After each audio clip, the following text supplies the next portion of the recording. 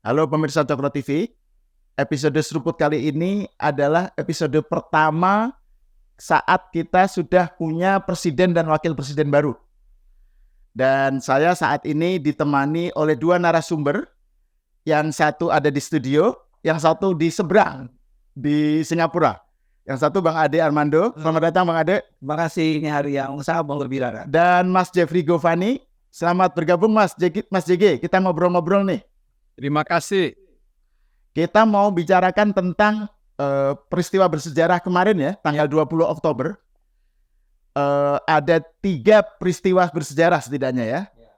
Momen pelantikan Prabowo Gibran, kemudian pelepasan Pak Jokowi ke kampung halaman, ke Solo, dan yang ketiga pengumuman menteri dan wakil menteri malamnya. Jadi itu padat sekali itu tanggal 20 Oktober itu. Nah, kita mulai satu persatu deh. Iya. Mas Bang Ade, bagaimana Anda melihat pelantikan kemarin ya, yang sangat smooth dan lancar gitu ya, dan ditandai dengan beberapa episode yang menarik lah ya di dalam pelantikan itu sendiri. Gimana Bang Ade melihat? Ya, saya pribadi sebenarnya tidak mengikuti secara terus-menerus ya acara-acara kemarin itu. Tapi yang saya tahu memang itu sangat sangat spektakuler lah, sangat mengembirakan banyak orang, rakyat itu terlibat di sana ya. Tapi juga salah satu yang terpenting tentu saja kalau buat saya sih adalah pulangnya Pak Jokowi ke Solo ya. Setelah ini menurut saya, walaupun saya tadi katakan di awal ini adalah hari yang sangat mengembirakan, tapi kemudian pada saat yang sama kita juga tahu bahwa setelah 10 tahun kita dipimpin oleh Pak Jokowi, kali ini sekarang Pak Jokowi itu sudah memutuskan untuk pulang ke Solo. Sebelum ini kita sudah mendengar begitu banyak spekulasi macam-macam yang antara lain digunakan untuk menjatuhkan Pak Jokowi. Tapi sekarang sudah terbukti semua berjalan dengan baik dan beliau pulang, dan kita akan mengenang apa yang dia sudah berikan kepada Indonesia selama 10 tahun dengan rasa penuh terima kasih ya.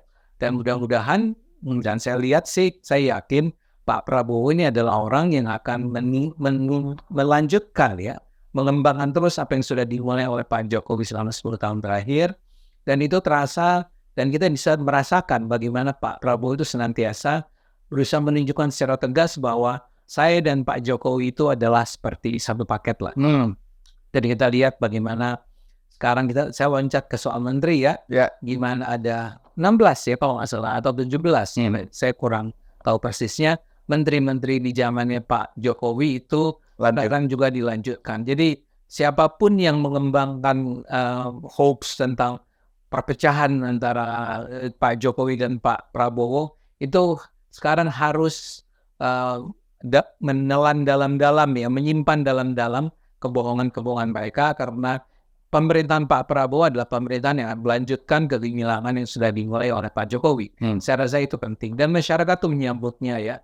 Di rumah saya, salah seorang yang membantu saya di rumah itu menangis kemarin ketika melihat Pak Jokowi itu naik pesawat pulang ke Solo. Itu saya rasa adalah representing gitu ya. Representing merepresentasikan bagaimana orang-orang kecil, ini bukan orang yang politik nih, seorang ibu-ibu gitu ya. Itu merasa bahwa Pak Jokowi pulang, dia bilang bye-bye dan segala macam gitu ya. Menurut saya itu representing lebih baik, begitu banyaknya masyarakat yang mencintai Pak Jokowi, yang seperti ditunjukkan hasil survei 80% orang menyatakan puas ya dengan atau menurut LSI ya, LSI baru ya, Denny J yang terakhir ya. Sebelumnya pun kurang lebih angkanya seperti indikator 75%. Bahkan di Jawa Tengah, Jawa Timur itu 86-87%.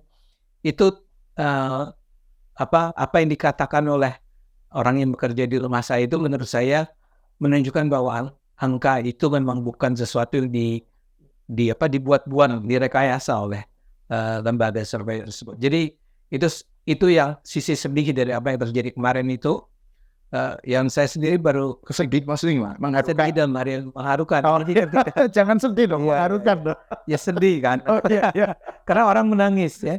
Saya sendiri ketika itu seperti diketuk hati saya bahwa ini nggak cuma pestanya loh, kita harus lihat ini ada pesta perpisahan juga ya.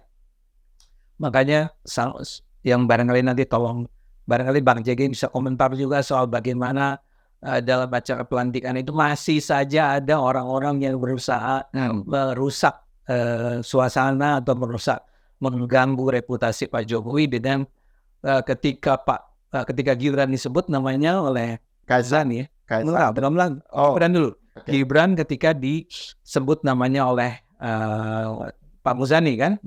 Itu satu. Dan kedua adalah ketika kamera bergerak mengambil gambar, ada Kaisang di situ, ada Mas Bobi ya. Saya lupa di keluarga di sana tiba-tiba ada saja teriakan "hu" gitu ya. Dan saya yakin itu datang dari... Tapi bukan hanya "hu" sebenarnya sih, ada tepuk tangan. Ya, betul. Tepuk tangannya itu juga tidak kalah keras. Tidak kalah keras. Media tentu saja yang diangkatnya adalah diteriaki. Tapi saya juga lihat media yang mengangkat itu sebagai sebuah judul, ya memang media yang sensasional ya. Dan kita lihat sendiri bagaimana ya itu ada, dan saya yakin itu datang dari kalangan pembenci Jokowi, dan kita bisa duga kira-kira pembenci Jokowi yang masih ada di DPR sekarang ini. Ya, karena kalau Kim sih semua udah everybody happy kan dengan Gibran, dengan keluarga Jokowi. Ya tapi ada aja gitu loh orang-orang yang berusaha merusak suasana akhir itu. Nah menurut saya ya mbok ya gitu, dalam keadaan seperti ini ketika orang sedang bahagia menyambut Pak Prabowo dan terharu dengan perginya Pak Jokowi, ya mbok ya lebih mature lah ya menghadapi ini semua. Jadi saya mulai dari sisi yang barangkali nggak sepenuhnya perfect gitu ya. Tapi saya gembira, saya bahagia, saya kagum dengan apa yang terjadi kemarin, melihat Pak Prabowo sebagai this is our new president gitu ya. Itu I'm very proud of him and I'm very proud of Pak Jokowi sebelumnya. Ya. Nah kalau dilihat dikaitkan dengan soal transisi kepemimpinan ya, yang katakan aja ini sangat smooth ya, dari Pak Jokowi ke Pak Prabowo. Di luar soal tadi adegan "hu" tadi kan, tapi ada juga beberapa momen-momen yang justru menunjukkan kedekatan ya. Misalnya Pak Prabowo dan Pak Jokowi saling menyilahkan jalan duluan. Terus kemudian habis itu ketawa dua-duanya kan, sangat rileks gitu. Terus juga ketika Pak Muzani menyebut soal terima kasih Pak Jokowi, itu yel terima kasih Pak Jokowi, sangat membahana di ruangan gitu ya, karena seluruh peserta menyatakan itu, dan Pak Prabowo berdiri itu untuk menyatakan respect gitu. Nah, Mas JG, kalau Anda melihat soal momen pelantikan ini dikaitkan dengan tadi itu, dengan transisi kepemimpinan, gimana Mas JG? Ya, pertama-tama harus kita sampaikan bahwa momen beberapa hari ini adalah momen kemenangan akal sehat. Dengan cara berpikir yang sehat, kemenangan orang-orang yang waras, kemenangan kaum yang mencintai negaranya, yang menginginkan negaranya menjadi negara maju. Pertama-tama misalnya bisa kita lihat dari proses transisi dulu. Kita harus berterima kasih bahwa produk presiden terpilih yang dimulai dengan terpilihnya Pak SBY, kemudian Pak Jokowi, dan sekarang Pak Prabowo, kalau kita lihat transisinya semuanya bagus. Pak SBY walaupun berbeda garis politik dengan Pak Jokowi, namun sebagai mantan presiden 2 periode, dia juga menunjukkan sifat kenegarawanan, sifat kedewasaan sebagai pemimpin kita. Dia menyiapkan transisi walaupun harus menunggu sampai ke waktu Pak Jokowi dilantik. Namun setidaknya Pak SBY menjaga proses keberlangsungan itu dengan penuh damai ketika itu. Jadi kita juga nggak boleh melupakan bahwa transisi ini dimulai dari kedewasaan seseorang yang bernama Susilo Bambang Yudhoyono. Nah, yang kedua disempurnakan oleh Pak Joko Widodo dengan cara yang lebih perfect lagi, lebih lengkap lagi, karena saya tahu dari berbagai sumber, sejak Pak Prabowo terpilih sebagai presiden-elek pada Februari 14 yang lalu, 14 Februari 2024 yang lalu, sesungguhnya transisi itu sudah berlangsung, sudah berjalan perlahan. Artinya dari berbagai sumber yang saya dengar, segala sesuatu setelah momen itu Pak Jokowi selalu kemudian memberikan kepada menteri-menterinya catatan ataupun keputusan setidaknya harus melalui konsultasi dengan Pak Prabowo.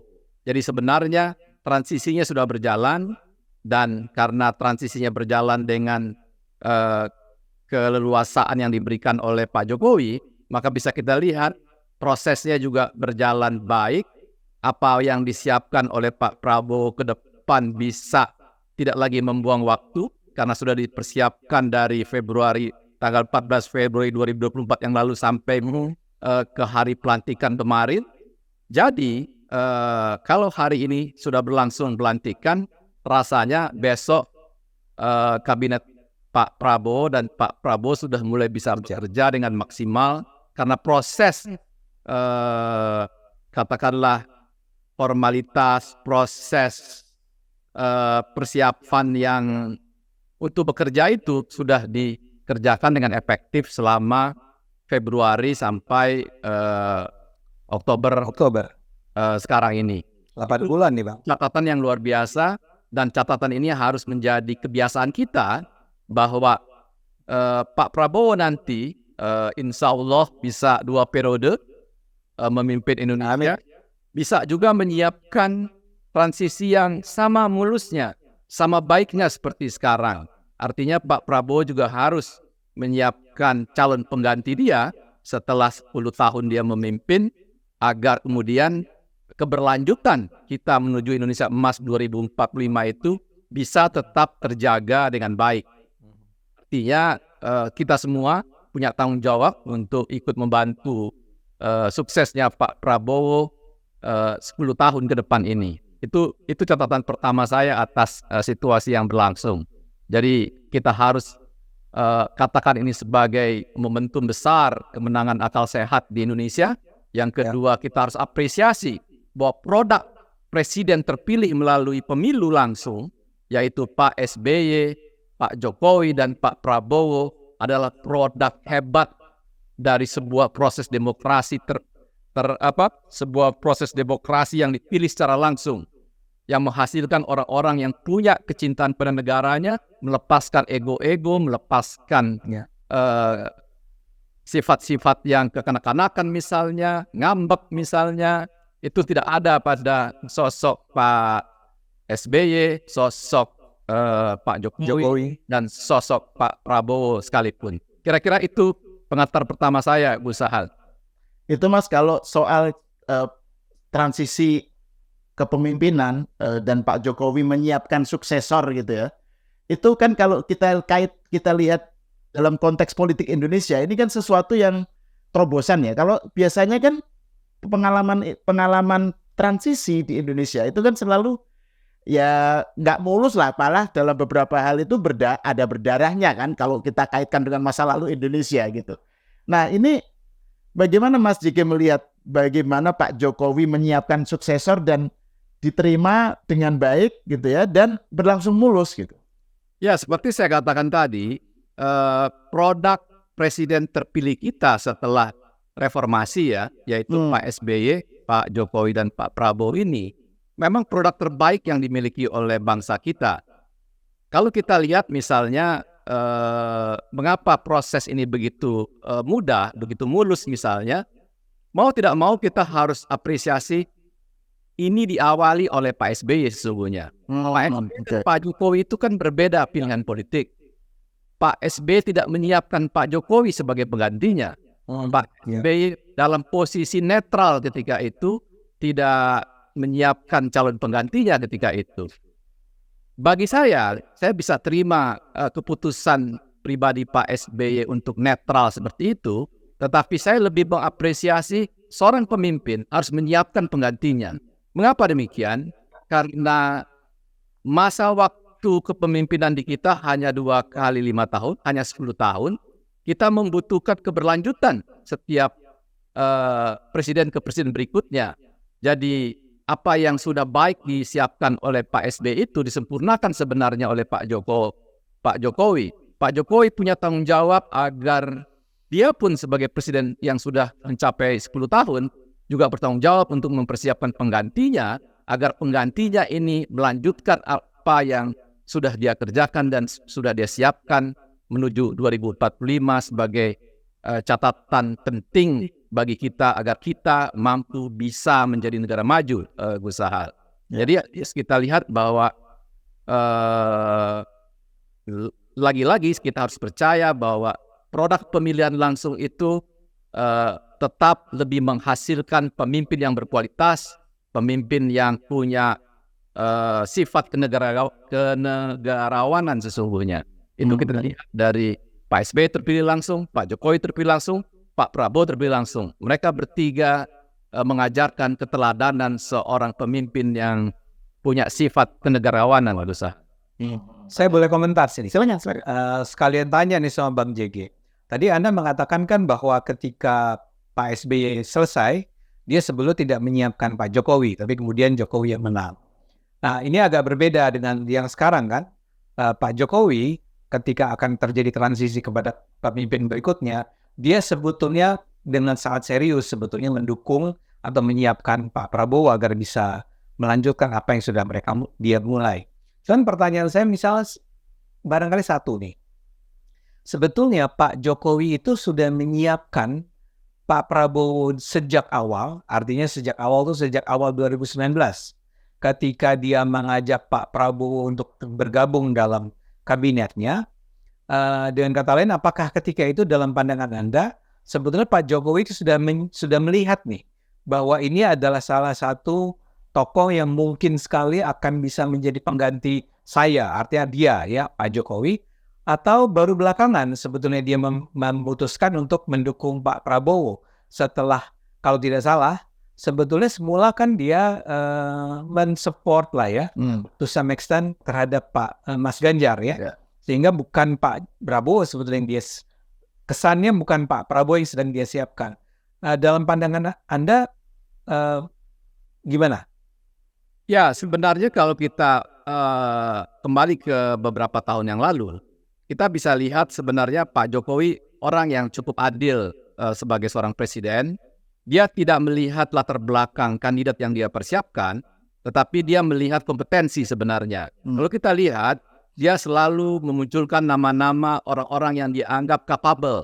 Mulai dari misalnya Mas Erick Thohir misalnya, Sandiaga Uno misalnya, kemudian Mas Ganjar misalnya, dan Prabowo juga di antara nama tadi. Gitu. Jadi bukan kemudian dia hanya langsung mengambil keputusan final bahwa Prabowo yang terbaik untuk melanjutkan dia. Tapi dia secara adil membuka kepada publik pilihan-pilihan terbaik yang menurut dia cukup capable untuk memimpin Indonesia ke depan. Namun dalam perjalanan tentu ada seleksi alam, ada seleksi akhlak, ada seleksi karakter yang diuji dalam perjalanan itu. Nah, Pak Prabowo lah yang paling lolos untuk seleksi karakter atau seleksi akhlak tadi menurut saya, Bang Ade. Jadi dia dalam pandangan Anda sebetulnya keputusan Pak Jokowi untuk mendukung Pak Prabowo adalah setelah melewati rangkaian proses penilaian itu ya, selama 5 tahun barangkali, sehingga dia bisa dengan agak tenang membayangkan bahwa pemerintahan berikutnya adalah pemerintahan yang juga bagus, yang keren, yang bisa melanjutkan apa yang sudah dia mulai. Ya, tentu kalau kita lihat misalnya Mas Ganjar tentu dia kenal lebih lama. Mungkin lebih dari 6-7 tahun misalnya. Ya. Mas Sandiaga mungkin juga sama, Mas Erick juga mungkin sama. Pak Prabowo tentu dia kenal karena 2 kali berturut-turut menjadi kompetitor dia ketika pemilu. Jadi saya rasa dia cukup mengenal orang-orang yang menurut dia punya kapabilitas untuk memimpin Indonesia berikutnya. Bahwa dalam perjalanan kemudian takdir mengatakan Pak Prabowo lah yang akhirnya terpilih hari ini dan dia pilih untuk dia dukung, saya rasa itu sudah melalui sebuah proses seleksi, bukan mungkin atas hanya kompetensi saja, tetapi juga dia ingin presiden pengganti dia punya nalar yang sehat, punya cara berpikir yang logik. Ya. Dia juga ingin presiden yang akan menggantikan dia punya kompetensi pemahaman atas politik lokal, juga politik internasional. Dia juga ingin pemimpin yang menggantikan dia punya kecintaan yang dalam pada negara ini. Dengan begitu kemudian bisa membebaskan dirinya dari tekanan-tekanan pihak lain misalnya. Nah, itu saya rasa dari beberapa nama tadi, Pak Prabowo memang yang terbaik sebagai pilihan untuk melanjutkan kepemimpinan dia. Gitu, Bang Ade.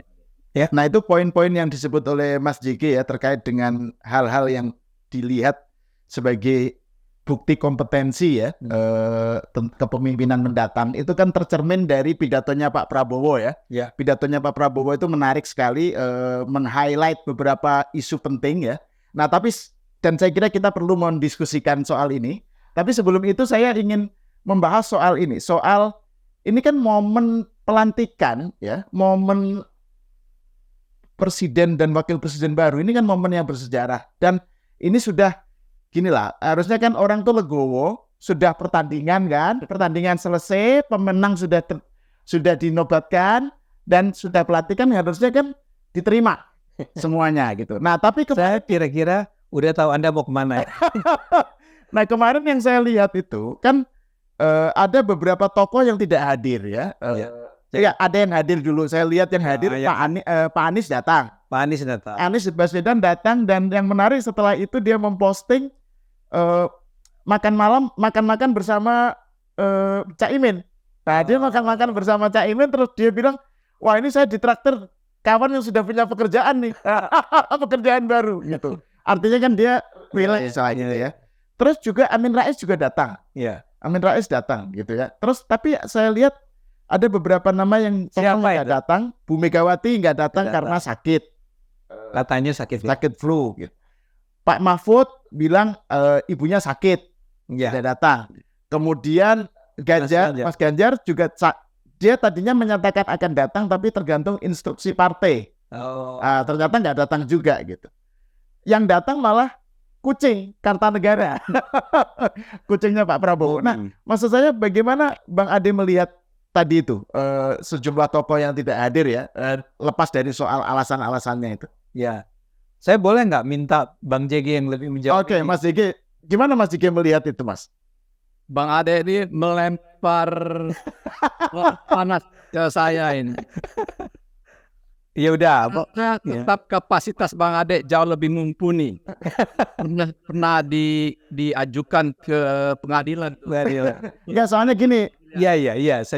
Ya kalau itu.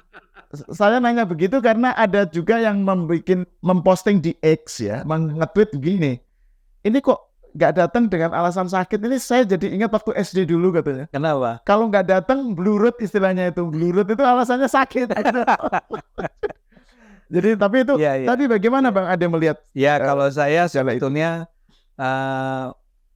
kurang lebih orang akan dengan segera memahami bahwa there is something wrong gitu ya, ada sesuatu yang salah lah di sini.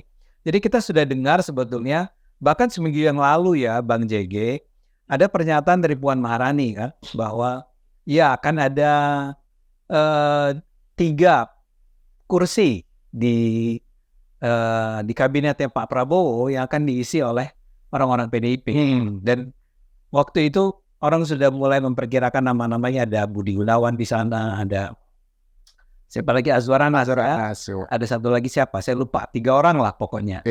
Nah, jadi sebetulnya kalau saja sebelumnya tidak pernah terdengar isu ini yang ngomong Puan Maharani ya. Jadi kurang kredibel apa orang yang menyampaikannya kepada kita semua. Mbak Puan datang ya, Mbak Puan datang kemarin.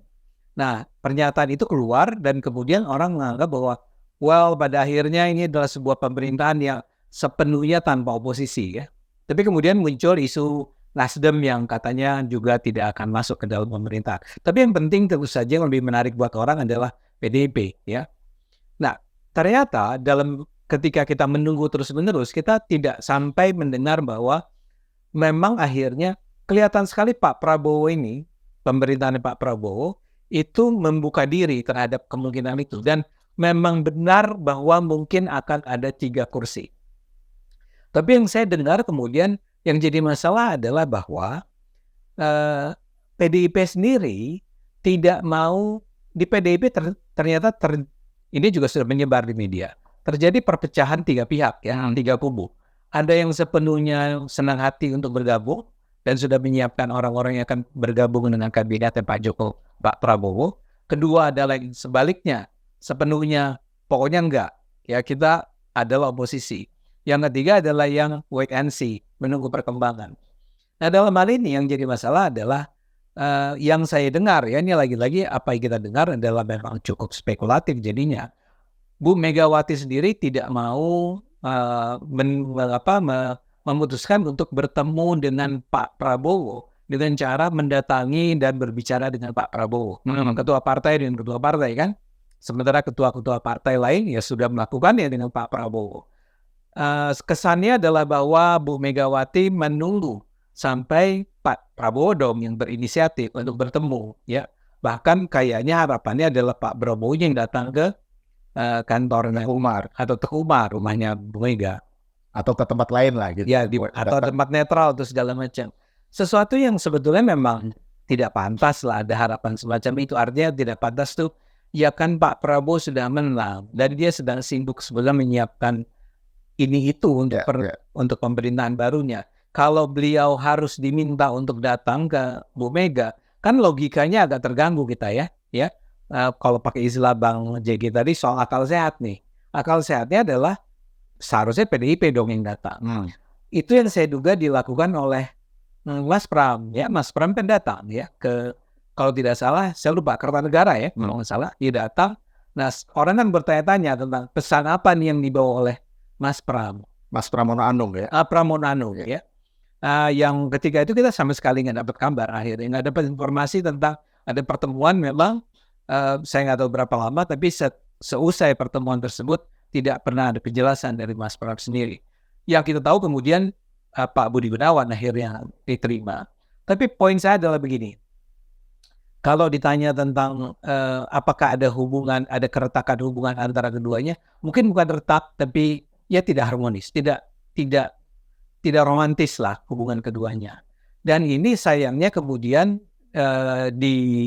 mewujudkan sebuah bentuk menurut saya ketidaknegarawanan dari, dalam pandangan saya, ya. Ya, Anda harus paham, saya adalah orang yang digugat 200 miliar oleh PDIP. Jadi saya agak gampang mau gini, ya. Ya seharusnya kan memang PDIP yang datang kalau emang mau gabung gitu, ya. Atau sekaligus saja bilang bahwa kita memang bersikap oposisional, bukan nih, bersikap oposisi terhadap pemerintahan. Jadi orang juga tidak menerka-nerka. Tapi sekarang akhirnya tidak jadi, tidak masuk 3 orang itu yang seperti yang semula dibayangkan oleh Mbak Puan, tapi Mbak Puan yang datang. Tapi kemudian 3 tokoh besar itu yang menurut saya sangat penting buat Indonesia untuk menunjukkan bahwa kita udah lewat, ya, pertarungan kemarin, permusuhan kemarin udah selesai. Mungkin kita juga bukan permusuhan sih, pertandingan lah. Pertandingan kemarin sudah selesai. Kita mungkin nggak gabung dengan pemerintahan yang ada sekarang ini cuma untuk menghormati Indonesia, menghormati Pak Prabowo. Pak Prabowo didn't do anything terhadap mereka, kan? Sebenarnya perang mereka bukan dengan Pak Prabowo sebetulnya. Ya datanglah, ya, Bu Mega, Mas Ganjar, dan Pak Mahfud. Saya nggak tahu, saya menduga bahwa betul yang seperti Anda ceritakan, ini lebih cari-cari alasan ketika dibilang Bu Mega itu sedang sakit. Mudah-mudahan saya salah, ya. Tapi kalau kemudian itu pada saat yang sama Anda juga mengatakan bahwa Mas Ganjar menunggu perintah partai dan ternyata dia tidak datang, kesimpulan saya kan adalah artinya tidak ada perintah dari partai, atau perintah mengatakan justru perintahnya bunyinya justru jangan datang ke acara pelantikan tersebut. Ini menurut saya lagi-lagi ini yang mengganggu, ya. Semua udah serba indah, semua serba sempurna lah, ya, atau baik gitu, ya. Tapi kemudian kok salah seorang presidennya tadi Bang JG berulang kali menyebut Pak SBY, Pak Jokowi, Pak Prabowo, ya. Ya saya ingat bahwa sebelumnya kan ada Bu Mega setelah Pak Habibie dan Gus Dur meninggal, kan masih ada Bu Mega, ya. Tapi ternyata memang Bu Mega adalah salah satu yang tidak datang kepada pertemuan atau ke pelantikan kemarin. Itu sungguh-sungguh sangat disayangkan, dan mudah-mudahan ini tidak berdampak panjang ya. Misalnya ini jangan sampai kemudian gara-gara inilah kita mendengar ada teriakan dari para sebagian anggota DPR kemarin yang mencerminkan memang ada ketidaksukaan, ada kemarahan, ada semacam dendam ya terhadap keluarga Jokowi yang dianggap sebagai penyebab dari kekalahannya Mas Ganjar dan PDIP, dan kemudian ini yang mengganggu hubungan antara PDIP, Bu Mega dan kawan-kawan dengan pemerintahan Pak Prabowo. Ya, it's too bad kalau orang bilangnya. Itu menurut saya. Kalau Mas JG gimana melihatnya, Mas? Ketidakhadiran tokoh-tokoh tersebut. Ketidakdewasaan dan ketidakdewasaan ini kan sudah berlangsung lama ya. Artinya ini bukan pengalaman pertama kita, bahwa ada sekelompok orang yang merasa dirinya superior, sekelompok orang yang kemudian menganggap bahwa mereka adalah bagian-bagian yang istimewa dari sebuah komponen bangsa ini memang sulit untuk kita rangkul tampaknya. Dan bahkan seorang yang sangat rendah hati seperti Pak Prabowo saja tidak berhasil merangkul. Jadi saya daripada sibuk melengkapi hidup saya dengan energi yang negatif, lebih bagus saya ingin abaikan hal-hal seperti ini. Karena kalau kita perbincangkan lagi ke depan misalnya, banyak sekali itu. Misalnya contoh ketika Pak Prabowo dengan luar biasa mengharukannya mengantar Pak Jokowi sampai ke Suat dan bahkan ingin mengantar juga sampai ke Solo. Itu kemudian dan kemudian Pak Jokowi barangkali melarangnya, dan Pak Prabowo kemudian meminta agar Panglima TNI Pak Agus Subianto dan Kapolri Pak Sigit Prabowo untuk mengantar Pak Jokowi ke Solo di satu pesawat yang sama. Itu kemudian diartikan sebagai oleh para nyinyir ini ya, kelompok nyinyir, diartikan sebagai Pak Prabowo ingin memastikan Pak Jokowi nggak balik lagi ke istana. Ya kan? Hal yang begitu menyentuh, begitu mengharukan dari seorang Pak Prabowo yang begitu baik hati, begitu rendah hati, kalau di tangan orang-orang yang kelompok apa kalau mau diberikan namanya ini ya, langsung diartikan sebagai sesuatu yang buruk begitu. Jadi daripada kita dan bangsa Indonesia kemudian sibuk membicarakan mereka, saya rasa energi negatif itu akan mengganggu kita nih untuk membawa bangsa ini menjadi bangsa yang maju, karena tantangan ke depan ini kan berat, Gus Zahal. Kita untuk mencapai syarat 2045 negara maju itu kita harus paksa growth ekonomi kita 7-8% misalnya per tahun. Itu kan kerja besar. Kita perlu kerjasama semua pihak.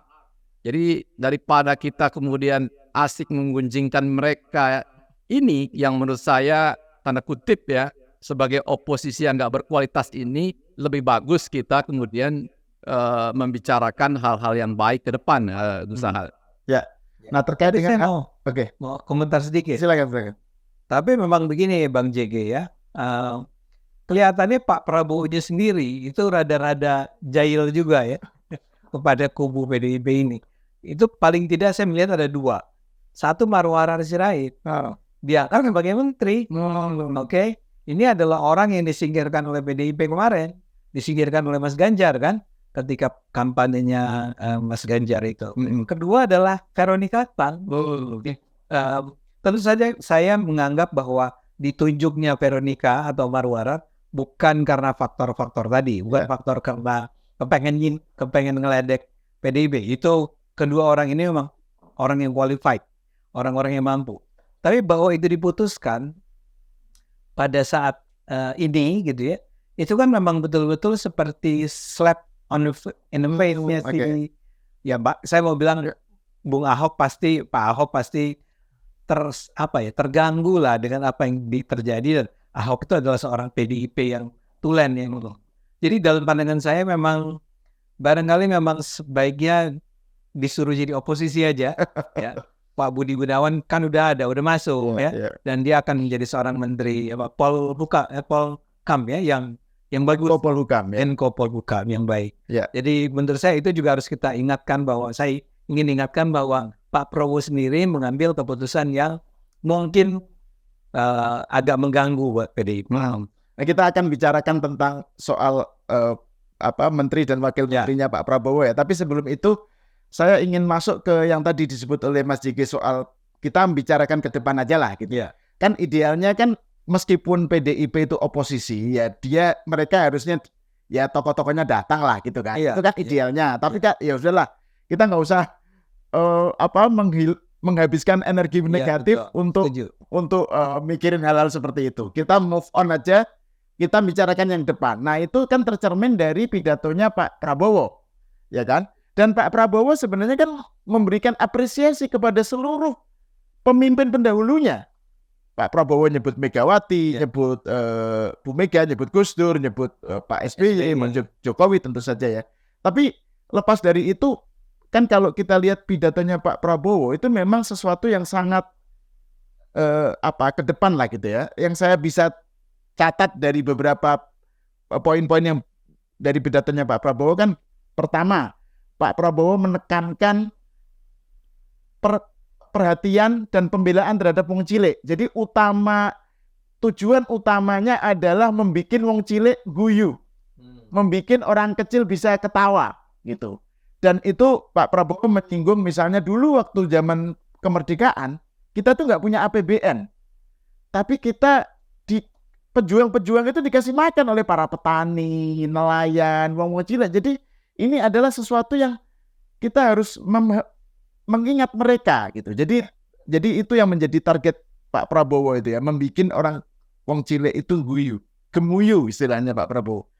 Terus juga Pak Prabowo nyebut tentang pentingnya segera Indonesia itu mencapai swasembada pangan dan swasembada energi. Karena tantangan begitu besar, jadi itu hal harus dicapai dalam waktu cepat gitu ya. Terus Pak Prabowo menekankan tentang untuk mencapai itu perlu ada kerukunan elit, kerukunan antar elemen bangsa gitu ya. Jangan sampai demokrasi kita ini demokrasi yang dikotori atau diwarnai oleh balas dendam, adu domba, permusuhan dan seterusnya. Pak Prabowo nyebut itu kan, kita jangan mau diadu domba gitu. Demokrasi yang dikembangkan adalah demokrasi khas Indonesia gitu kira-kira. Terus juga yang juga tidak kalah menarik itu ada poin pembelaan terhadap kemerdekaan bangsa termasuk Palestina. Pak Prabowo nyebut soal Palestina juga gitu. Tapi ini adalah highlight tentang dia nyebut korupsi nggak sih? Oh iya, lupa ya. Iya betul. Juga penting untuk menekankan Pak Prabowo menekankan tentang kebocoran negara itu harus diberantas termasuk korupsi. Gitu. Kebocoran itu misalnya kekayaan alam yang Indonesia yang lari ke luar negeri dan seterusnya gitu. Jadi ini hal-hal yang menjadi highlightnya pidatonya Pak Prabowo. Nah, kalau Mas Jiki melihat pidato itu gimana, Mas?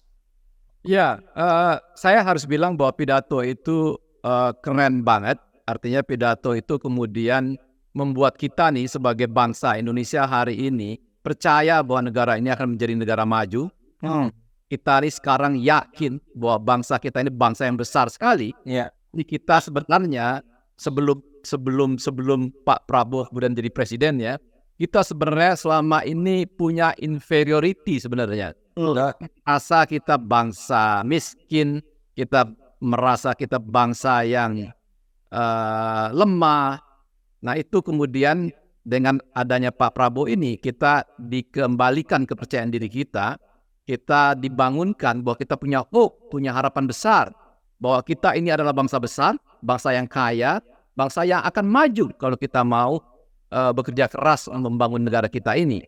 Nah harapan itu ada pada pidato itu, dan kalau kita ilustrasikan ini dalam hal yang lebih spesifik misalnya dunia sepak bola kita saja. Sepak bola kita sebelum Mas Erick Thohir menjadi ketua umum PSSI, bahkan saya nggak tahu satupun pemain nasional. Tetapi sekarang walaupun nama-nama pemain nasional itu asing di telinga orang Indonesia barangkali, Tapi kita tahu sekarang nama-nama pemain nasional kita karena kita punya hope atas tim Indonesia akan bisa berlaga di Piala Dunia. Nah, hope itu sekarang diberikan oleh Pak Prabowo kepada kita bangsa Indonesia bahwa kita bisa menjadi bangsa yang maju, kita bisa menjadi bangsa yang besar, gitu. Seperti hope yang diberikan oleh Mas Erick Thohir bahwa kita bisa ikut Piala Dunia misalnya. Kira-kira gitu Gus Zahal. Itu pidato yang keren sekali dan pidato itu membawa kita menjadi punya energi baru, punya gairah baru. Kita rasanya ingin bertarung untuk ke depan ini merebut kejayaan Indonesia, Gus Zahal. Yang itu selama ini hilang puluhan tahun gitu. Pak Jokowi bukan tidak punya greget untuk membawa hal seperti ini, tapi gaya Pak Jokowi kan lebih lunak, lebih menekankan kepada kerja dulu, menyiapkan semuanya perlahan-lahan, tapi pasti begitu kan. Nah, jadi apa yang telah disiapkan oleh Pak Jokowi ini sekarang akan dituntaskan sebenarnya dengan kepemimpinan Pak Prabowo 10 tahun ke depan, Gus Zahal. Dan paling penting memang harus ada pidato yang menggelegar seperti itu yang mengingatkan kita bahwa kita ini sebenarnya bangsa besar, sebenarnya bangsa yang kaya, gitu. Dan kita bisa membawa negara ini menjadi negara yang maju sebenarnya, gitu. Itu yang terjadi sebenarnya atas pidato Pak Prabowo kemarin.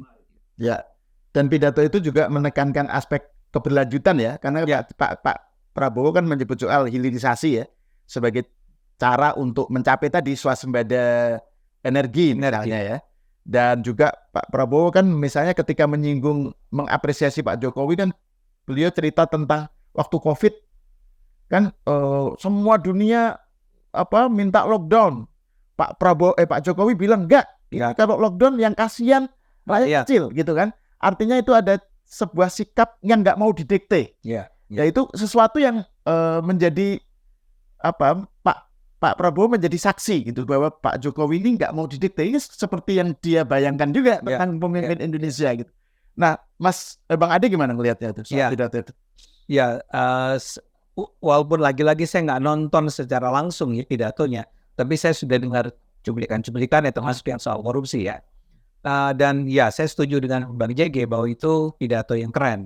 Nah, cuman sekarang persoalan gini, bukan persoalan. Saya ingin tunjukkan bahwa gagasan-gagasan besar Pak Prabowo yang mungkin juga sebetulnya hasil pembicaraan dia dengan Pak Jokowi, itu hanya akan bisa terwujud kalau dia punya menteri-menteri terbaik kan, ya, untuk mewujudkan gagasan-gagasan yang sangat ideal tadi. Nah, dalam hal ini saya ingin katakan bahwa kualitas para menterinya pun dalam pandangan saya ya, paling tidak, saya nggak mengatakan 100% perfect ya, tapi itu memang saya melihat ada harapan bahwa ini adalah orang-orang yang akan menjalankan apa yang ada di kepala dan di mulutnya Pak Prabowo itu dalam kenyataan. Coba kita lihat orang-orang yang diangkat tersebut, ya di luar yang orang-orang yang sudah melanjutkan apa yang mereka mulai pada pemerintahan Pak Jokowi. Itu ada banyak sekali orang-orang yang menurut saya bright ya, yang kita kenal selama ini performance-nya ya, bukan sekedar bright tapi juga berani, tajam dan seterusnya. Sebagai contoh, saya mau kasih selamat dulu nih pada Bang JG ya, sama teman-teman PSI Bang JG ya, karena ada paling tidak yang saya tahu ada satu orang menjadi menteri. Ini partai yang lolos ke parlemen aja enggak. Tapi punya satu. Selalu diledek partai bocil. Partai bocil ya, mau dihina atau apapun. Tapi ada satu orang, ya, Raja Juli Antoni. Saya minta maaf buat penonton, karena ini menurut saya memang buat saya jadi emosional. Ya. Karena Raja Juli Antoni ini, dan dia duduk sebagai Menteri Kehutanan. Orang sering lupa loh, Pak Sahal. Kehutanan itu salah satu sektor yang sangat penting, sangat vital, sangat strategis, tapi juga sangat berarti buat masyarakat dunia.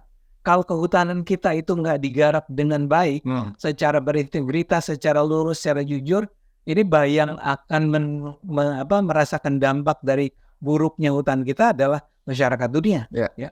Dan orang ini adalah Raja Juli Antoni namanya. Itu adalah seorang dulu aktivis, ya. Dia doktornya pun dari, Anda tahu, saya lupa. Australia. Dari Australia. Australia atau Inggris ya? Ya, pokoknya dari luar negeri. Saya tidak ingin mengatakan luar negeri itu lebih bagus dari luar negeri ya.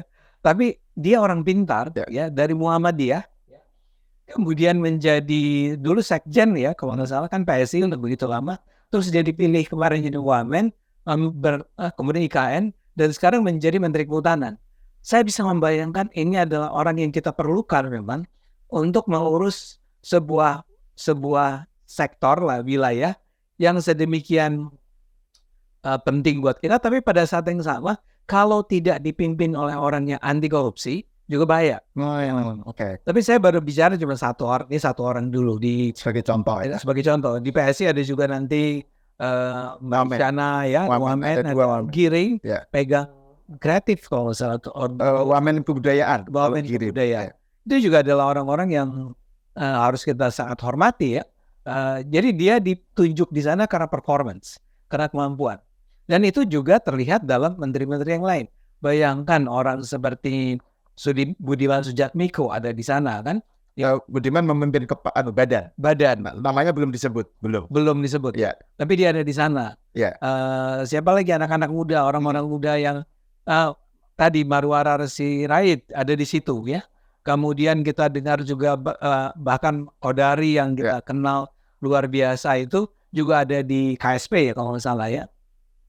Dan ada di kementerian-kementerian lain. Saya yakin sekarang namanya tiba-tiba hilang di kepala saya. Tapi saya yang banyak juga menterinya kan. Karena banyak menteri dan wamennya menteri yang sangat, menteri agamanya misalnya Pak Nasar gitu, karena saya punya perhatian terhadap pluralisme dan keberagaman gitu ya. Dan orangnya adalah seperti itu. Pak Tito ya harusnya di Kementerian Dalam Negeri atau enggak? Atau di tempat lain? Saya lupa lah. Ya. Tapi poin saya adalah ini adalah orang-orang yang kalau dijaga ya akan menjalankan, kalau mereka diberikan kesempatan untuk mengembangkan sektor-sektor yang mereka pimpin dan mereka sendiri diawasi, dijaga, saya yakin apa yang tadi diharapkan oleh Bang JG 2045 itu atau 10 tahun ke depan itu Indonesia akan luar biasa ya. Karena memang Pak Prabowo sendiri sudah mengingatkan dan ini penting, tapi pidato sebelum kemarin pelantikan. Dia bilang begini, ini menurut saya menarik. Dia bilang sama para ketua partai itu, dia bilang orang-orang yang kalian kirim itu, bantu saya itu, jangan disuruh cari duit dari APBN. Iya betul. Itu adalah sebuah peringatan yang sangat penting, barangkali mengingat apa yang dia lihat di eranya Pak Jokowi. Pak Jokowi kurang bersih apa, ya. Tapi ada 6 menterinya selama 10 tahun itu kena kasus korupsi yang gigantik seperti Joni Plate itu ya. Tapi itu kan 6-6-nya adalah orang-orang yang dikirim oleh partai, ya, dikirim oleh partai terus maling di pemerintah. Nah sekarang menurut saya menjadi sangat penting nih Pak Prabowo menjagai jangan sampai orang-orang ya semua menteri yang di bawah dia berapa jumlahnya 40 something kan sekarang ini itu sampai duduk di sana karena mau cari duit, duduk di sana karena mau jadi kaya raya ya. Karena Indonesia memang akan menjadi negara yang sangat sukses, tapi kalau apa yang kita capai itu kemudian digerogoti di dalam, itu persis seperti PSSI tadi. PSSI yang barangkali sebetulnya seharusnya dari dulu udah bagus, tapi karena ada begitu banyak penggerogotan dari oknum-oknum ini yang barangkali sekarang sudah berhasil dikuasai. Bahkan kita punya pelatih dari Korea Selatan yang sangat berintegritas, maka akhirnya PSSI menjadi sangat kuat. Saya yakin hal yang sama bisa kita lihat di Indonesia.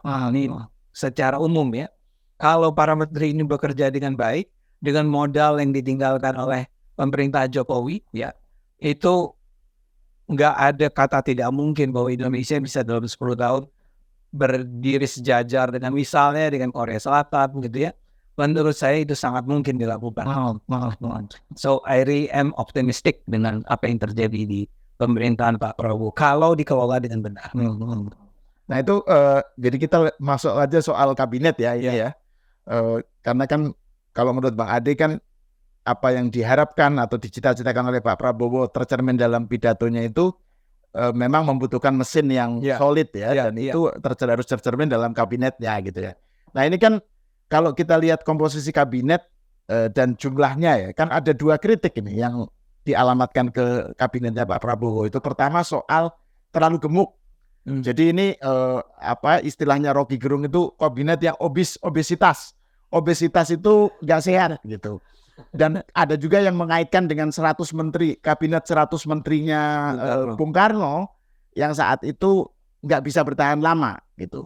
Jadi ada kritik soal size ya, soal jumlah. Terus juga ada kritik, ada juga yang menyinyiri dan mencurigai sebagai masih kuatnya cawe-cawe Jokowi. Nah ini kembali ke soal bocor halus lagi nih dan para pendukungnya ya. Bahwa ada cawe-cawe Jokowi dalam kementerian ini yang artinya Prabowo tidak menjadi dirinya sendiri. Belum menjadi dirinya sendiri nih. Nah terus kemudian narasinya adalah bahwa nanti paling dalam beberapa bulan ke depan itu akan ada reshuffle besar-besaran katanya. Jadi ini yang sekarang ini kabinet balas jasa, ya. Terus kemudian nanti beberapa bulan ke depan Prabowo menjadi dirinya sendiri, ya, gitu. Terus yang pengaruh Jokowi itu disingkirkan, gitu. Nah, gimana Mas Jigi melihat menanggapi respon-respon semacam itu, Mas? Atau juga pandangan Mas Jigi tentang kabinet itu gimana? Ya, pertama soal kabinet, betul ini kabinetnya gemuk, kabinetnya cukup banyak ya. Tetapi kan tujuannya jelas, tujuan yang baik sekarang bahwa Pak Prabowo tahu tantangan ke depan ini berat, karena itu dia ingin ada spesifikasi. Misalnya Kementerian Kehutanan dan Lingkungan Hidup itu kan 2 hal yang penting sekali. Ya. Nah sekarang ditangani waktu di era Pak Jokowi ditangani oleh 1 menteri. Ya kita lihat hasilnya tidak terlalu maksimal. Jadi kalau itu dibelah 2, 1 Kementerian Kehutanan dan 1 Kementerian Lingkungan Hidup, Pak Prabowo berharap ada fokus penuh oleh menteri yang bersangkutan di kedua bidang itu sebenarnya. Tapi kemudian kalau tujuan ini dianggap juga sebagai tujuan bagi-bagi kekuasaan atau tujuan yang buruk, saya sih nggak terlalu heran sama pikiran seperti itu. Karena apapun yang diputuskan oleh Pak Prabowo pasti akan dikaitkan dengan cawe-cawe Pak Jokowi dan kemudian dikaitkan ini kesalahan, ini ketidakbenaran. Kalaupun kemarin kabinet tetap sama seperti periode yang lalu, hanya 34, tetap saja pasti ada kritik, tetap saja pasti ada hal-hal yang dipermasalahkan. Karena pada dasarnya mereka tidak nyaman kalau tidak mempermasalahkan apapun yang dikerjakan oleh Pak Prabowo dan menyalahkan Pak Jokowi. Jadi hidup mereka hari ini dan rasanya ke depan, mungkin 10 tahun ke depan, mungkin 20 tahun ke depan adalah sibuk mengkritik Pak Prabowo dan menyalah-nyalahkan Pak Jokowi saja. Jadi kalau ada orang-orang yang hobinya seperti ini, atau ada institusi yang hobinya hanya ini, ya kita mau ngomong apa, usaha. Jadi kita nggak bisa apa-apa, tapi kalau misalnya 6 bulan ke depan ada reshuffle besar-besaran, bukan karena Pak Prabowo kemudian menjadi dirinya, tapi memang Pak Prabowo ketika meminta Menteri dan Wamen ini mendatangani fakta integritas, memang ada ingatan untuk 6 bulan ini harus kerja sungguh-sungguh, kalau tidak akan diganti atau akan diminta untuk mengundurkan diri, begitu. Jadi ini bukan ramalan yang hebat, tetapi memang ini sesuatu yang wajar-wajar saja. Kalau kita punya kabinet dan orang-orang yang kita tunjuk di kabinet itu kemudian tidak maksimal mengerjakan tugas-tugasnya, wajar diganti. Dan bagi saya pergantian itu tidak harus 6 bulan. Kalau 3 bulan saja sudah terlihat ketidakmampuan, bisa diganti tanpa menunggu yang lain. Reshuffle kabinet itu harus kita biasakan seperti sesuatu yang biasa saja. Artinya nggak perlu harus menunggu ada 8 orang dulu baru di reshuffle. Nggak perlu. Kalau ada 1 orang yang sudah tidak mumpuni dan tidak bagus di bidang itu, lakukan saja reshuffle tanpa harus menjadikan reshuffle itu sesuatu yang harus ditunggu-tunggu. Itu hal yang biasa saja sebenarnya. Dan saya harap Pak Prabowo dan timnya juga setuju atas pemikiran ini. bahwa reshuffle itu nggak perlu harus menunggu beberapa banyak orang dulu yang tidak perform baru di reshuffle. Menurut saya ada saja satu orang tidak perform, ganti saja. Minggu ini misalnya ada yang tidak perform, ganti saja. Bulan depan ada juga yang tidak menunjukkan performa yang baik, ganti saja. Ya. Jadi akhirnya nanti pergantian kabinet itu bukan sesuatu yang mengganggu stabilitas ekonomi misalnya, atau mengganggu fluktuasi mata uang misalnya, karena sesuatu yang biasa sekali gitu. Harusnya begitu Gus Sahal ke depan. Ya. Kalau dalam pandangan saya begini, ini terutama buat mereka yang mengkritik itu ya. Ya. Jadi kita harus ingat, kalaupun ditambahkan dari 30 menjadi 40-an gitu ya, penambahan 10 jadi kementerian, itu seharusnya tidak perlu buru-buru dilihat sebagai sebuah beban tambahan yang tidak diperlukan. Kalau itu akan justru meningkatkan efisiensi kerja, meningkatkan efektivitas kerja. Nah, dalam hal ini, jangan pernah lupa sebetulnya salah satu masalah terbesar Indonesia adalah korupsinya. Ya. Jadi kalau dia adalah 40 sekian tapi tidak korup, dijaga tidak korup, nggak apa-apa, nggak ada masalah. Karena sedikit pun, tapi seperti yang BTS tadi saya katakan di Kementerian Kominfo-nya Pak Joni Plate, dia aja udah berapa belas atau 10 triliun dari satu kementerian tersebut. Jadi kita jangan secara gegabah lah mengatakan bahwa penambahan ini dengan sendiri yang menjadi beban. Kedua adalah kalau si para pengkritik tersebut bisa menunjukkan secara penyinyir sebenarnya. penyinyir itu bukan pengkritik ya, terlalu bagus kan pengkritik gitu ya. Penyinyir itu bisa menunjukkan apa gunanya kita punya kementerian ini, ya. Oke, itu lebih relevan untuk kita diskusikan. Karena yang saya lihat seperti tadi Bang JG menunjukkan bahwa kementerian dan lingkungan hidup dan kehutanan Pecah. Ya. Atau itu Kemendikbud pecah 3, bahkan 3. Yang satu sekolah pendidikan rendah dan sampai menengah dan tinggi. Rendah dan menengah, kemudian tinggi, terus kebudayaan. Ada 3. Ya. It does make sense kata orang. Atau saya dari dulu juga menganggap ini kesian sekali ya kementerian ini, masalah perguruan tinggi itu dengan masalah sekolah SD, SMP, SMA atau bahkan sekolah-sekolah PAUD dan seterusnya itu beda banget gitu ya. Dan masalah kebudayaan, apalagi museum, itu beda banget. Kemudian beda banget. Mas, kenapa harus digabung? Ya. Sekarang diputuskan dipecah. Karena itulah jumlahnya menjadi meningkat. Ya. Menurut saya, kalau orang bisa menunjukkan bahwa makanya saya menggunakan kata pengkritik ya, karena taruhlah saya menganggap ini bukan sekedar nyinyir. Ini karena ada ketulusan. Nah, kalau Anda tulus melihat bahwa ada masalah dan orangnya tidak tepat duduk di sana misalnya, ya sudah, sampaikan kritik ya. Kalau tidak ya lihat dulu kerja orang dong ya. Kayak tadi dikatakan oleh Bang JG dulu sih, Mas Anies berapa lama tuh dia sebagai menteri? Berapa nggak tahu, lupa saya. Ya. Artinya sangat pendek juga waktunya, karena dianggap nggak perform, ya udah diberhentiin, ya diganti bukan diberhentikan. Nah, itu juga apa yang kita alami sekarang adalah seperti itu.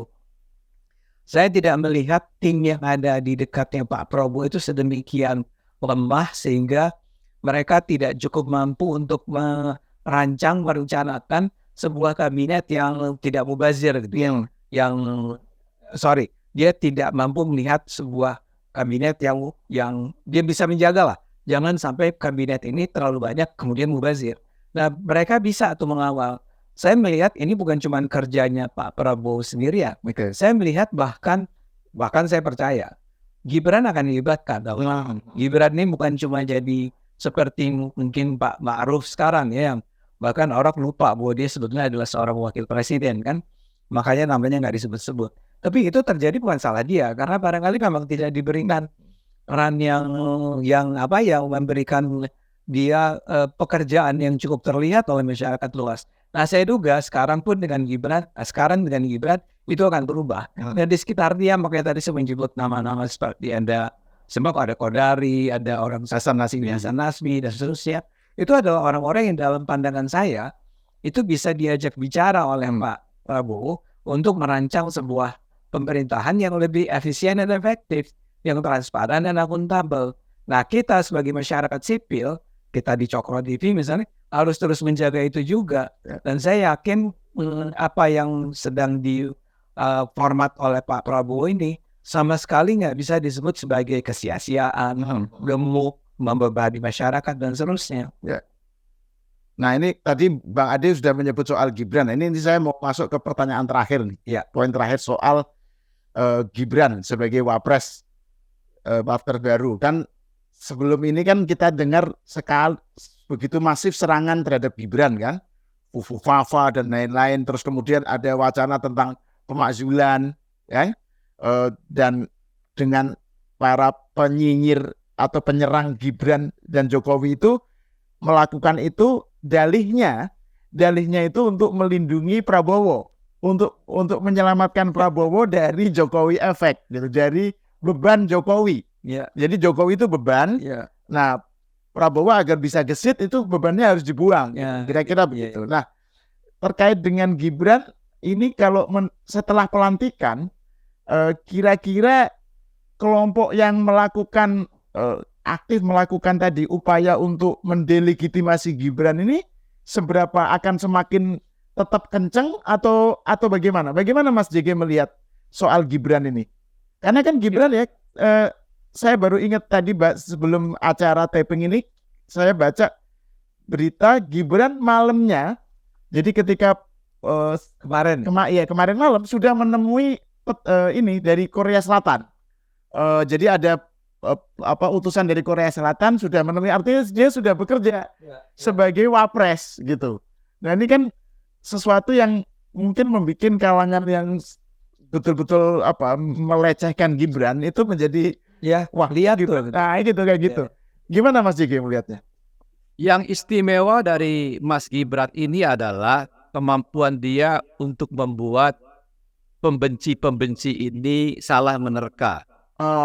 Kita lihat saja waktu dia diputuskan menjadi cawapresnya Pak Prabowo, orang kemudian bereforia, para pembenci-pembenci ini, bahwa dia nggak bisa ngomong, bahwa dia nggak pinter, bahwa dia nggak punya kompetensi, bahwa dia pasti akan takut berdebat, bahwa dia pasti akan grogi.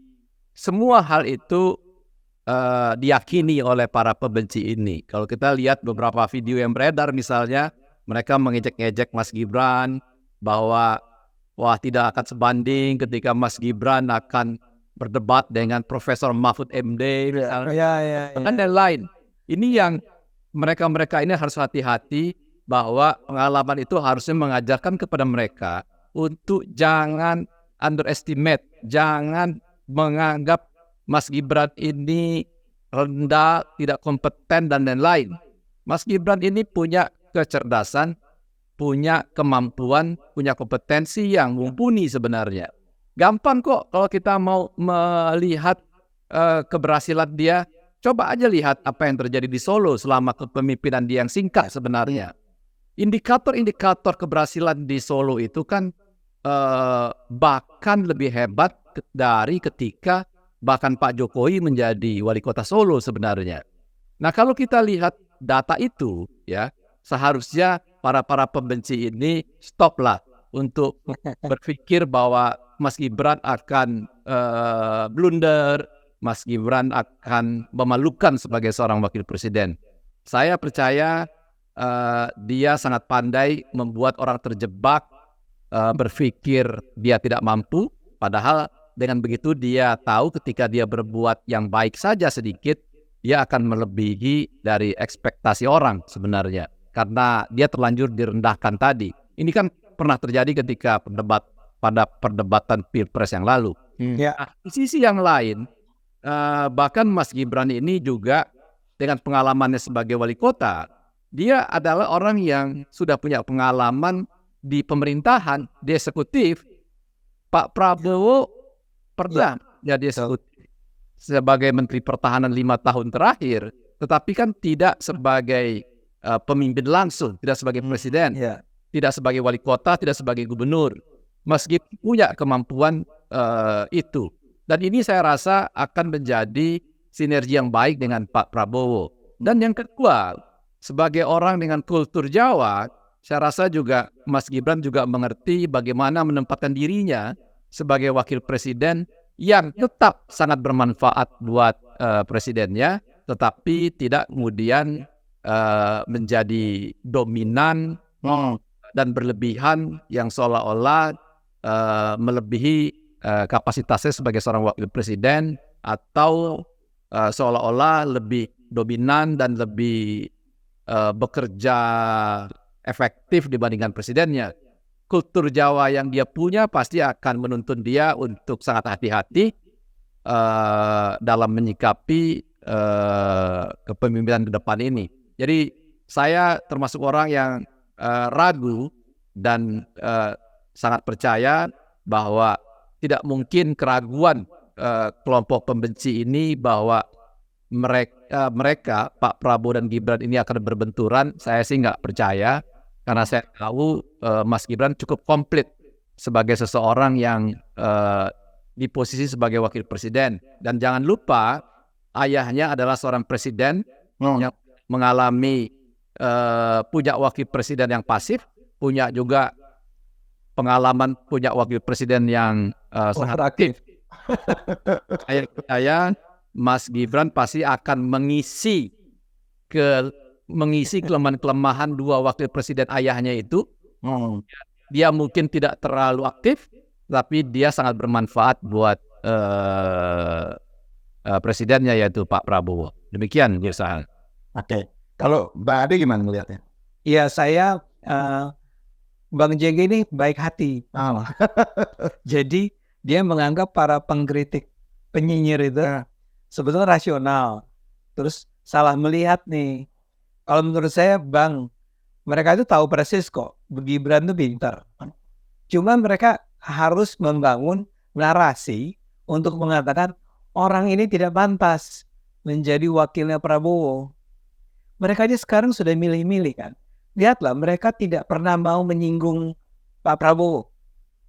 Serangannya itu konsisten. Yeah. Yang mereka serang terus itu adalah Jokowi harus dimakzulkan. Yeah. Gibran tidak boleh dilantik dan seterusnya. Ya.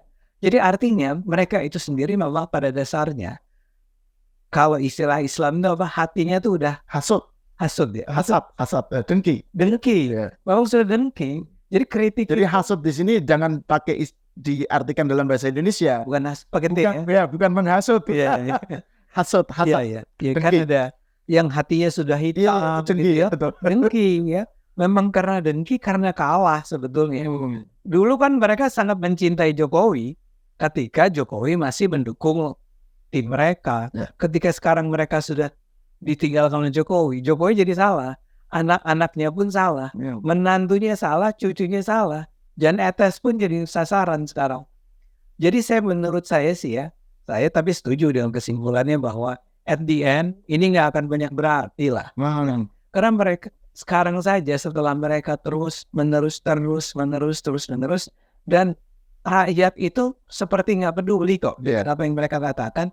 Bahkan di berbagai kesempatan saya tuh merasa orang-orang bilang sama saya, anak Bang Ade atau Pak Ade atau Bung Ade, itu teman-temanmu kenapa sih? Dan ini datang bukan dari orang-orang yang loyalisnya Prabowo atau Jokowi ya. Ini orang-orang yang ya biasa aja, kayak saya di kampus ketemu sesama para dosen, mereka merasa bahwa kok kritik-kritiknya itu nggak ada ya. Termasuk yang sekarang ini kan, bahwa soal berusaha menggagalkan agar Gibran itu menjadi wakil dilantik jadi wapres atau bukan dilantik, harus dibatalkan lah kewapresannya. Iya, dibatalkan. Jadi macam-macam tadinya dibatalkan. Setelah nggak mungkin dimakzulkan, itu pokoknya selalu ada. Coba tanya sama teman-teman Anda ya. Artinya orang-orang yang Anda kenal lah ya. Orang-orang itu pada dasarnya sebetulnya sekedar mengungkapkan kebenciannya yang sampai sekarang masih ada dalam hati mereka. Saya duga sih Bang JG sebagian dari mereka akan terus nyinyir. Sebagaimana dulu kelompok-kelompok tertentu nyinyir terus pada Pak Jokowi. Tapi begitu sih pemerintahannya Pak Prabowo ini bisa terus menunjukkan bahwa we perform well gitu ya, terus melakukan kewajibannya secara benar, secara baik, masyarakat luas ini tidak bodoh. Masyarakat luas tuh jangan dibayangkan sebagai sekedar orang-orang yang pasif yang akan menerima begitu saja kebohongan demi kebohongan yang dilancarkan oleh orang-orang yang mereka anggap pintar itu. Enggak, lama-lama si orang-orang pintar yang nyinyir ini akan dijauhi. Dan ini sudah terjadi kan kemarin. Kita sempat dengar ada acara silaturahmi nasional itu yang di Cikini, ya. Itu hadir ada sejumlah orang yang disebut sebagai kritikusnya Pak Jokowi itu. Nobody care, media aja males ngeberitainnya. Dan saya duga ini akan terus terjadi. Tapi setelah mengatakan itu, makanya saya katakan yang saya ingin tekankan juga adalah kita sebagai civil society ini, kita kan pendukungnya Pak Prabowo ini sekarang. Kita jangan biarkan Pak Prabowo dan kawan-kawannya terjerembab. Ya. Jangan karena saking kita percaya dirinya bahwa Pak Prabowo ini sedemikian kuat, kita membiarkan menteri-menterinya bekerja as usual, karena biar gimana pun kita harus curi, harus khawatir ya. Ada uang yang sedemikian berlimpah di sana, kalau itu tidak digunakan, di-manage secara baik, yang bisa kembali berbalik kepada pemerintahan Pak Prabowo. Tapi saat ini, kalau kita bicara saat ini, saya percaya bahwa itu kualitasnya prima lah, kualitas kabinet ini. Tapi kualitas orang-orang yang prima ini bisa aja terganggu oleh bujukan, oleh rangsangan, oleh macam-macam. Dan itu yang harus kita jaga. Kita harus terus-menerus mengkritik kelakuan para menteri yang mungkin tidak sesuai dengan apa yang kita harapkan. Nah itu terkait dengan ini yang paling terakhir nih, terkait dengan soal ini kelompok yang menurut Bang Ade akan tetap, mereka mungkin sudah tujuannya memang karena ya dengki aja gitu, dia akan berlanjut. Nah ini yang menarik kan, kalau kita lihat kalau dulu Pak Jokowi itu ya dalam track recordnya itu kan memang tipe orang yang dihina, diejek begitu aja kan dia nggak ngapa-ngapain kan. Dia tidak bertindak, dia cuek aja gitu, sampai yang ngejek, yang menghina, yang menghujat itu capek sendiri gitu loh. Pak Jokowi nggak ngapa-ngapain gitu loh. Nah tapi ini kan mereka akan berhadapan dengan Pak Prabowo yang pertama sudah menyatakan bahwa kalau Pak Jokowi dan keluarganya itu disakiti, dicubit, yang akan kena, yang merasa tercubit itu Prabowo dan Gerindra. Itu satu. Oh dia ngomong begitu? Iya kan, ada pernyataan begitu di acara Gerindra itu. Iya. Yang kedua, Pak Prabowo berkali-kali menekankan jangan mau diadu domba. Artinya Pak Prabowo itu kesal sekali dengan kelompok yang suka menghasut, menyebarkan adu domba dan kebencian. Dan ini pokoknya membuat nggak rukun. Padahal ini kerukunan itu penting supaya bangsa ini bersatu menghadapi tantangan yang begitu besar gitu. Nah menurut Mas JG, kira-kira dengan pemerintahan baru di bawah Pak Prabowo ini kelompok-kelompok yang menebarkan kebencian dan balas adu domba semacam itu tuh bagaimana mereka kira-kira Mas? Ya, kalau namanya sifat ya, nggak mungkin lah. Pasti akan terulang kembali. Kalau sekarang sasaran mereka ini masih Pak Jokowi, karena Pak Jokowi baru saja selesai jadi presiden, masih hangat. Nanti ketika Pak Jokowi sudah mulai jarang lagi muncul di publik karena sudah menjadi mantan presiden, sudah tinggal di Solo dan mungkin aktivitasnya tidak diliput oleh media, ya barangkali mereka mulai mencari-cari atau mengkritik atau menyinyiri apa yang terjadi di pemerintahan Pak Prabowo begitu. Tetapi ya saya selalu harus bilang bahwa kita nggak perlu juga terganggu dengan gaya seperti itu, karena dalam negara demokrasi selalu akan ada orang-orang yang memang seperti itu, begitu. Dan itu nggak akan besar jumlahnya dan juga tidak akan bisa mempengaruhi hajat hidup kita semua, gitu. Jadi saya juga termasuk orang yang percaya juga bahwa gaya seperti itu tidak mungkin kita hapuskan dari muka bumi. Gitu, karena memang ada saja orang seperti itu, nyinyir, berburuk sangka, kemudian jahat, dengki hatinya, itu pasti ada, Gus Anggal. Kalau sifat seperti itu nggak pernah diperbincangkan, ya nggak mungkin sifat-sifat itu nggak ada di diri manusia begitu. sifat itu pasti ada di diri manusia. Dan sekarang kelihatan ternyata pada orang-orang yang memang nggak pernah terima kekalahan gitu. Kalau pada orang-orang yang dewasa dalam menerima kekalahan, kalau kita lihat kan rileks saja, tidak melihat ini sebagai aib atau ratapan berkepanjangan begitu. Jadi ya sebaiknya kita abaikan saja, kita lihat ke depan, kita dukung Pak Prabowo bersama-sama. Karena memang tugas Pak Prabowo 10 tahun ke depan ini sangat berat sekali. Ya, setuju. Ya, ini sekaligus sebagai closing statement ya. Saya ingin mendapatkan pernyataan dari Mas Jeffrey Giovanni dan Bang Ade ya. Harapan atau pandangannya tentang pemerintahan baru ini. Mungkin Mas Jiki dulu. Bang Ade dulu lah. Bang Ade dulu, Bang Ade dulu. Oke. Ya, kalau saya, seperti saya katakan, saya punya kecenderungan untuk tidak berprasangka buruk dulu. Artinya apa? Saya ingin mengatakan bahwa setelah melihat acara kemarin, melihat orang-orang yang dipilih, ya, saya akan mengatakan bahwa yuk kita optimistis nih, ya, bahwa apa yang sudah dicapai oleh Pak Jokowi selama 10 tahun terakhir dan sebelumnya oleh Pak SBY, ini akan dilanjutkan oleh seorang pemimpin baru yang punya pemerintahan yang solid, yang berintegritas, yang qualified dan seterusnya. Tapi setelah mengatakan itu, saya juga harus mengingatkan bahwa kita tidak boleh terlena dengan apa yang tadi kita bayangkan, imajinasi kita, mimpi kita itu. Karena kewajiban kita sebagai masyarakat adalah terus-menerus mengkritiknya, bukan mengkritiknya, mengkritisinya, melihat dengan kacamata kritis, ya.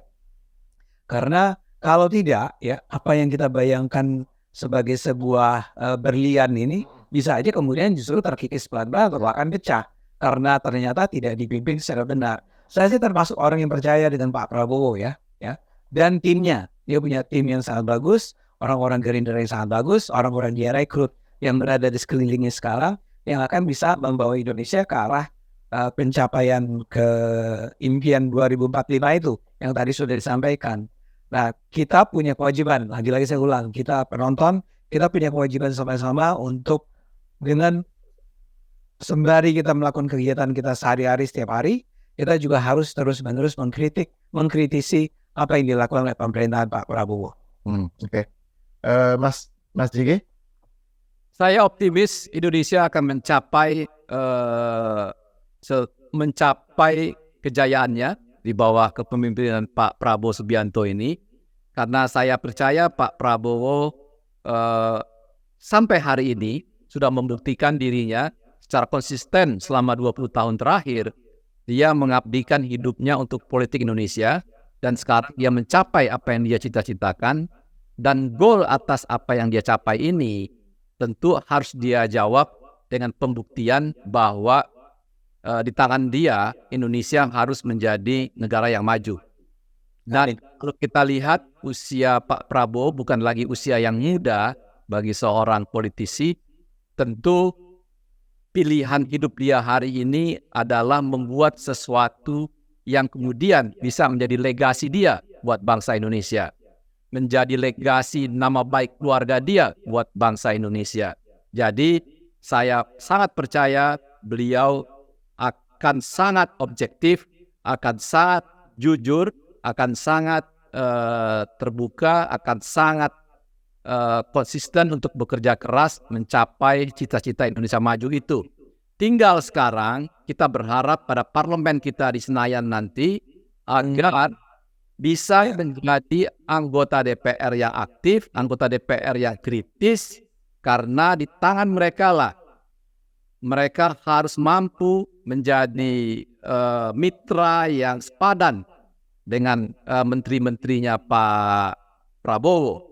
Kalau mereka bisa menjadi mitra yang sepadan terhadap menteri-menterinya Pak Prabowo, maka apa yang ditugaskan oleh Pak Prabowo kepada menteri-menterinya itu pasti mau tidak mau oleh menteri-menterinya akan dijalankan dengan tuntas, karena ada parlemen yang secara ketat mengawasi, parlemen yang secara ketat mengkritisi bila menteri-menteri ini malas atau menteri-menteri ini tidak sesuai dengan arahan presiden misalnya. Kira-kira itu Gus Sahal, kita harus berterima kasih kepada Tuhan karena kita diberikan 3 tokoh hebat dalam 20 tahun terakhir, yaitu Pak Pak Susilo Bambang Yudhoyono, Pak Joko Widodo, dan Pak Prabowo Subianto. Demikian Bang Ade. Ya, oke. Ya, terima kasih Mas Jeffrey Giovanni dan Bang Ade Armando atas diskusinya. Pemirsa, sampai di sini dulu. Kita berjumpa lagi di episode selanjutnya.